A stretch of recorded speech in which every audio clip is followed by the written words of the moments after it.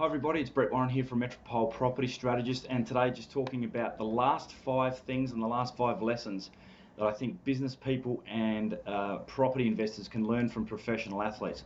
This is part 3 of a 3-part series. There's 2 other parts there that if you haven't seen them, I recommend you go back and have a look or a listen. Today's final 5, the first one is professional athletes are willing to pay the price.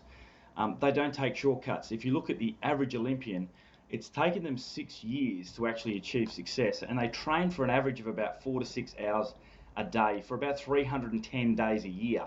And that's quite a commitment for a 6-year period. Many property investors and also many business people don't stick at it for that period of time, and they don't overcome and succeed in the longer run. The second thing they do, professional athletes, is they take their opportunities. You always hear that professional athletes and people like that are lucky. I guess it just depends on your definition of luck, but some people, and the best definition of luck I've actually heard is where preparation meets opportunity. They put themselves in that position, and sure, the opportunity presents itself, but they're ready. They've trained for years and years, and they've honed their craft. And I think that's something business people and especially property investors need to understand. They need to get prepared. They need to get their finances in order. They need to get their strategy in order for when that opportunity and the right opportunity presents itself.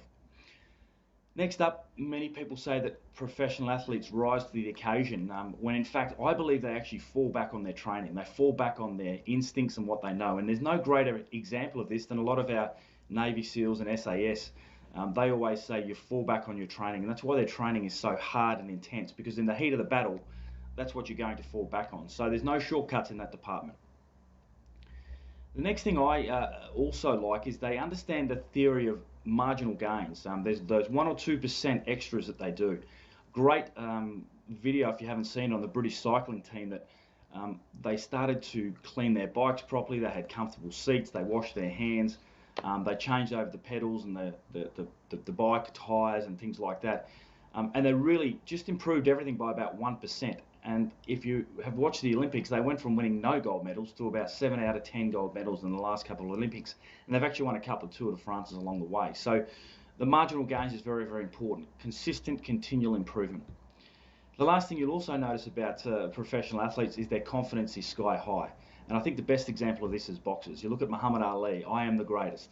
Their confidence has to be high because they've always got people knocking them and telling them can't do it, and those types of things. So their confidence needs to be high to overcome those issues. And as property investors and also as business people, I think our confidence needs to be high. We need to believe in what we're doing, and sometimes we need to drown out the noise. So that's my final tip, my final 5 tips, and I hope you enjoyed the series. I hope you've got something out of it. Certainly a lot of things there that resonate with me, and I hope you found it useful. Thanks for your time.